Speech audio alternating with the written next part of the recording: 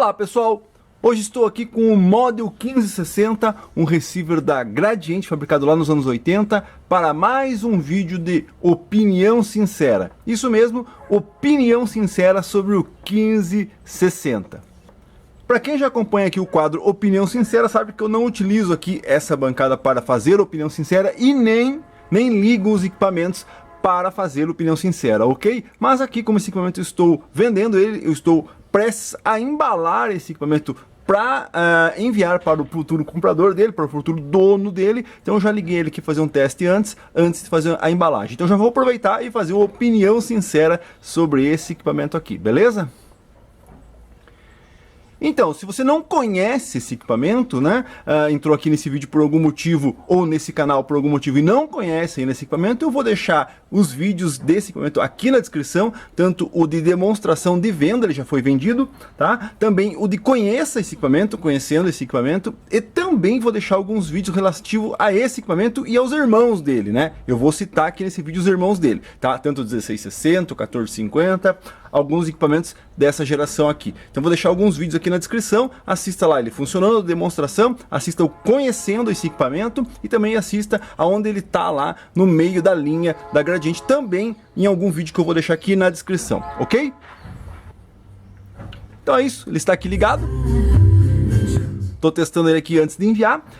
Outro recado que eu gostaria de dar também é o seguinte: se você não conhece esse canal, caiu aqui por algum motivo nesse vídeo, nesse canal a gente só conversa sobre essa geração de equipamentos dos anos 70, dos anos 80, equipamentos nacionais, equipamentos importados, tudo dessa geração, 70, 80 de equipamentos de som. Também, às vezes, algum equipamento dos anos 90 também aparece por aí. Então, se você gostaria de conhecer esses equipamentos, saber um pouco mais sobre essa geração de equipamento, ou até mesmo comprar um equipamento desse, ou até mesmo saber como que a gente compra um equipamento e em que estado de conservação ele acaba chegando aqui, e também o que a gente faz para depois ele ficar nesse estado aqui, e também, às vezes, pode acontecer de não estar 100%, e a gente avisa também na hora de vender que ele não está 100%. Então, tudo isso você encontra nesse canal. Então inscreva-se no canal e ative o sininho, que você vai ser sempre notificado quando eu lançar um vídeo novo aí. E também não esquece de dar o like para ajudar. E também gostaria de dizer que eu já fiz outros vídeos de opinião de outros equipamentos. Eu também vou deixar a playlist aqui na descrição, beleza? E vamos à opinião sincera do Model 1560. Um receiver bem legal, bem bacana lá dos anos 80. Não vou falar sobre as funções dele, conheço o equipamento, está na descrição, beleza? Então vamos à minha opinião sobre esse equipamento. Normalmente eu começo com os pontos positivos e depois eu vou indo para os pontos negativos. Vamos lá, depois eu faço uma breve conclusão de tudo aí. Vamos aos pontos positivos do 1560.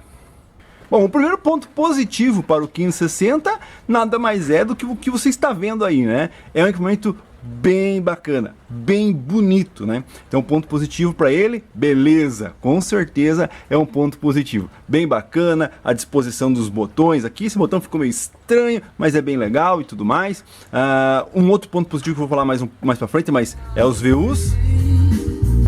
Né? Coisa que o irmão dele mais acima dele, o top, não tem, que é uma coisa negativa lá naquele equipamento, na minha opinião.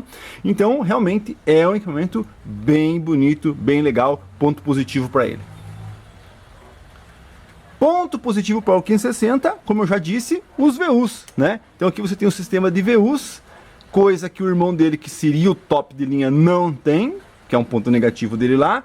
Em breve faço uma opinião sincera sobre o 1660. Então esses LEDs aqui, né, os VUs de LED desse equipamento é bem legal e é um ponto positivo dele, sim. Então sim, é um ponto positivo.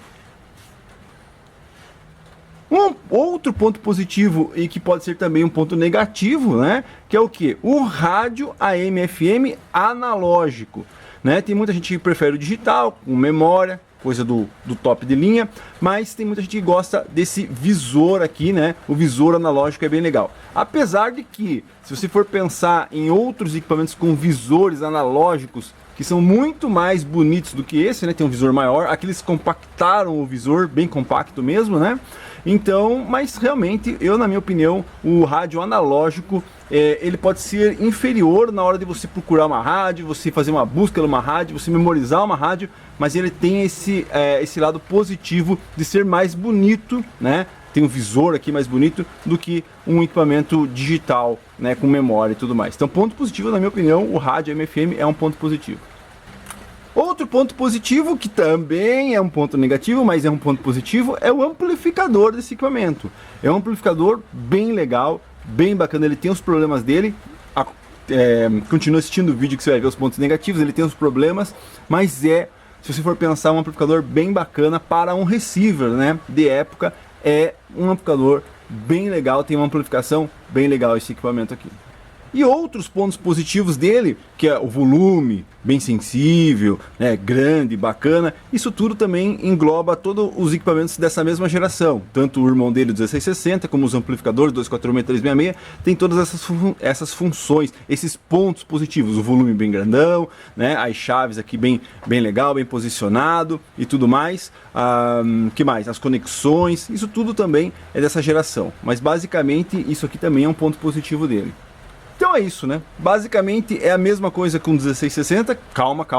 Nem sempre é, não é tão igual assim, mas basicamente é isso. Então esses são os pontos positivos, na minha opinião, desse equipamento aqui. Agora vamos aos pontos negativos, que é a parte ruim da coisa, né? O primeiro ponto negativo é o que? É justamente a tonalidade, né? Então se você for pegar todos os equipamentos que tem essa mesma configuração, né, tanto o 1660, 246, 366, todos eles têm um pré-amplificador que você tem regulagens de graves, médios e agudos. E infelizmente, eu acho que até por questão de espaço aqui, o pré-amplificador do 1560, ele veio sem a parte de médios. Então você não tem a parte de médios nesse equipamento aqui, tá? O resto é igual, graves, médios, balanço. Então essa falta tanto do médio aqui, como o outro ponto negativo que eu vou falar aqui, que é aqui em cima das outras funções, né, que nos outros equipamentos a gente tem. Aqui a gente tem um filtro, simplesmente um filtro de agudo, mas no 1660, no 246, no 366 você também tem filtros de graves aqui. E aí, por causa, como eu disse, por causa do espaço, eles tiveram que injetar um sintonizador bem compactado aqui, acabou faltando aqui os outros filtros, mas ele é um abaixo dos outros equipamentos, então realmente a parte aqui ele é inferior aos outros e é um ponto negativo. Outro ponto negativo, na minha opinião, que realmente é um ponto negativo praticamente de todos os equipamentos. Tem muita gente que gosta dessa função, outros odeiam. Eu particularmente não gosto muito, não tem muita necessidade hoje em dia, né? Hoje em dia você põe um mixer, põe alguma outra coisa, você normalmente tem mais equipamentos quando você quer escutar mais do que um sinal. É justamente essa seleção de função. Então, de vez de você ter os monitores aqui, né, monitor 1, monitor 2, auxiliar na chave separada, como eu sempre mostro nos equipamentos aí, normalmente é assim. Você tem uma chave onde você tem as entradas auxiliar, tuner, FM, AM e depois os monitores separados, né? Então você tem uma chave com os auxiliares e uma chave separada com os monitores. Aqui não. Aqui você tem uma chave com todas as funções e uma outra chave de saída. Por quê? Porque você tem as entradas de tape deck, que é a entrada e saída, e aqui você tem que selecionar no REC a entrada e saída. Isso aqui é meio confuso, principalmente para quem quer ligar equalizador. Eu acho que eu já fiz um vídeo ligando equalizador nesse aparelho, vou deixar aqui na descrição. Então essas conexões aqui, ela tem as suas vantagens, né? De você poder estar escutando um áudio e gravando outro, ou alguma coisa assim, mas também tem suas desvantagens, que é o que? Hoje em dia as pessoas são muito acostumadas a simplesmente botar na tomada e erguer o volume, né? Então você fazer uma ligação, um cabeamento RCA num equipamento desse, com outros equipamentos, aí as pessoas ficam meio perdidas aí e não conseguem fazer a ligação aqui. Eu já fiz um vídeo, como eu disse, mostrando que dá sim para ligar equalizador nesse equipamento aqui, tá? Então sim, essas chaves aqui, seletoras, na minha opinião, é um ponto negativo. Outro ponto negativo, então, né, com relação ao amplificador. Ele é um amplificador bem bacana, bem legal, desde que ele não venha com o sistema Super A original de fábrica. Ah, César, mas o Super A é muito bom, muito legal. Realmente, quando você pega um amplificador Super A original, bom, e você sabe utilizar o equipamento, sabe os limites do equipamento, sabe conectar caixas ao equipamento, sabe sempre colocar ele, situar ele numa posição que ele não tenha nenhum problema de superaquecimento. O Super A é uma coisa muito legal, mas como eu já falei em outros vídeos aqui no canal, o Super A, na minha opinião, esse tipo de equipamento teria que ser vendido para um público mais específico, não para qualquer um. E eu sempre falei isso aqui nesse canal. Esse tipo de equipamento acabou sendo vendido para tiazinha que comprava um som, que queria um som, e aí essa tiazinha não tinha nem ideia do que seria um Super A e queria só ligar as caixas, queria colocar em qualquer lugar e tocar.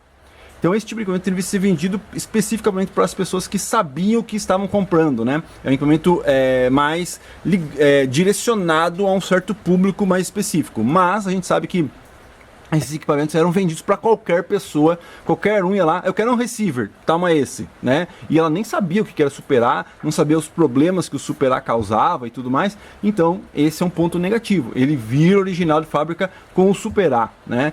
É um ponto positivo, como eu já disse, vou repetir, bater nessa tecla novamente. Se você souber usar, você vai ter um equipamento muito legal, com uma qualidade de som muito boa. Mas, se tratando de um equipamento que era vendido para qualquer pessoa, poderia estar em qualquer lugar, teve muitos problemas, muitos equipamentos voltaram para assistência, tiveram que ser retirados, teve que ser retirado na própria época, na própria assistência, ser modificado o Super A e anulado o Super A. Se você não sabe do que eu estou falando, já fiz vídeo sobre o Super A, vou deixar aqui, inclusive do 166, né, com o IA2, 166 é o IA2, se você não sabe, mas depois a Gradiente, no futuro, eliminou o Super A, não queria mais usar o Super A. Não é por falta de qualidade ou porque o público não gostou, mas porque dava muito problema e não era problema no circuito e nem problema do equipamento, na minha opinião, mas sim do usuário, tá? Então o Super A sim é um ponto negativo e ele foi desabilitado e agora você pode usar o equipamento com um amplificador bem legal num sistema AB normal. Ponto negativo, mais um, é justamente a parte atrativa dele, que é o que? O analisador, né? O visor de um FM analógico. Se você pegar qualquer outro equipamento, se você pesquisar aqui, vou colocar um vídeo aqui, ó, de um receiver Marantz 4400, tá, comparar com um top de linha é difícil, mas eu vou pegar então um PR2200 ou um PR1800, dá uma olhadinha no visor dele, é a parte mais legal, a parte mais chamativa do receiver, a parte que faz você agradar aos olhos e não só aos ouvidos, como eu sempre falo aqui.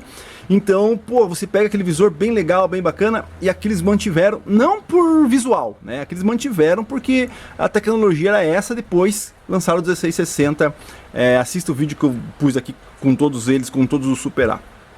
Então, eles injetaram o CFM aqui e ele ficou meio morto, né? Por mais que ele seja analógico, bonito, ele ficou morto, né? Assim como os Model 9 também, que ele tem esse visor bem morto, bem apagado, né? Comparando com o PR1800, como eu já falei, assista aí, se não conhece o PR1800, assista. Então, se você tivesse um visor aqui mais bacana, com iluminação interna, iluminação que acende o painel, que acende as letras, né? Como nos outros equipamentos, seria um atrativo muito mais legal. Mas a própria Gradiente não tinha isso, né? O próprio Model 9 não tem esse visual tão bacana como os receivers mais antigos, que também não são tão legais, né? Vamos bater aqui, vamos concordar. Os receivers da Gradiente, o último receiver com visor bacana de FM é o 1250, né? Se você for pegar 125, Model 1300, todos eles têm aquele visor morto branco, né? Não tem aquele charme de um visor colorido azul, de um visor colorido verde, né? Como o PR1800 e o 1800S.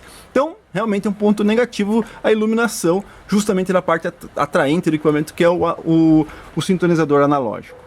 Bom, e outro ponto negativo, mais um ponto negativo, já vou fazer minhas conclusões, espera aí, não é só ponto negativo, né?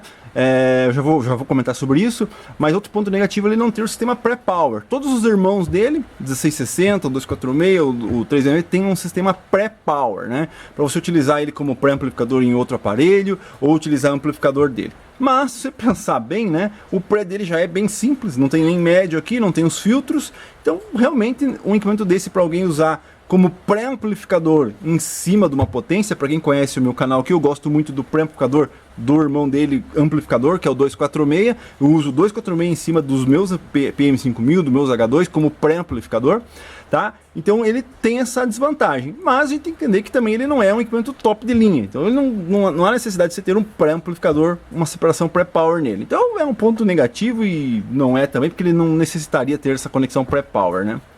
Então eu acho que é isso, né? Falei todos os pontos que eu me lembrei aqui no momento, tá? Como eu disse, eu estou prestes a embalar ele, né, aqui, para fazer o envio dele aí pro novo proprietário. Tá? Então foi o que eu lembrei, foi isso. Se você tem algum outro ponto ou positivo ou negativo desse equipamento, deixa aí nos comentários, eu vou analisar. Só lembrando, né, tem muitos pontos negativos e positivos que eu não falei aqui, mas são os pontos positivos e negativos de toda a linha, né? Chave, pré-power aqui, né? Power aqui, mas é o ponto negativo de todos os equipamentos, 246, 366, você ter o power junto com a chave seletora, tá? Então tem outros, os conectores de caixa, isso é padrão gradiente, né? Então não tem muito o que falar aqui. Mais especificamente do 1560, são esses os pontos positivos e negativos. Lembra de mais algum? Deixe nos comentários. E agora uma conclusão. Conclusão é o seguinte, né? É um equipamento que vale a pena, vale a pena. Eu só estou me desfazendo dele porque realmente não tenho como abraçar o mundo, né?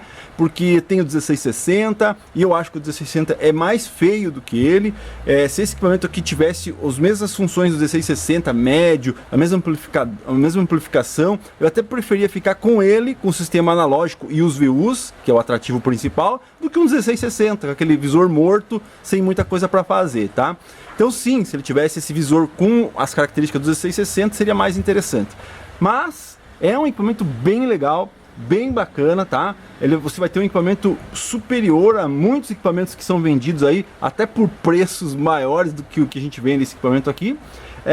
Claro, se você falar assim, não, mas então eu gostaria de um equipamento mais forte, com mais funções, aí vai para o 1660, mas você vai perder os VUs, e aí você vai ter que pôr na balança. Quem vale mais a pena para você? Ter um médio, ter um amplificador um pouco mais forte, ter memória na rádio, ou essa maravilha de VU aí? Né? Aí vamos voltar ao contrário. Se o 1660 tivesse uns VUs bacana igual esses aqui, talvez essa não seria tanto a minha opinião. Mas resumindo, é um equipamento que vale a pena, bem legal, bem bonito. Eu particularmente gosto bastante desse equipamento. Repetindo, só não vou ficar porque eu não posso abraçar o mundo. E também é bem mais raro que o 1660. O 1660 foi vendido muito mais do que esse equipamento aqui, tá? Então esse aqui é um equipamento mais difícil de encontrar. Bom, basicamente é isso, para não ficar muito longo o vídeo. Opinião sincera sobre o 1560, só lembrando, não esquece de dar o like, inscrever-se no canal, e se você tem alguma coisa que eu esqueci de falar aqui e quer deixar algum comentário, ou então rebater algum dos pontos que eu citei aqui, deixa nos comentários, que aí eu leio os comentários lá e depois eu posso fazer uma retificação, ou um novo vídeo mostrando alguns pontos que outras pessoas podem olhar e analisar de uma maneira diferente da que eu vejo, da que eu analiso. É isso aí, chega, inscreva-se no canal, ative o sininho e não esquece de dar o like. Vou curtir ele mais um pouco aqui antes de embalar ele.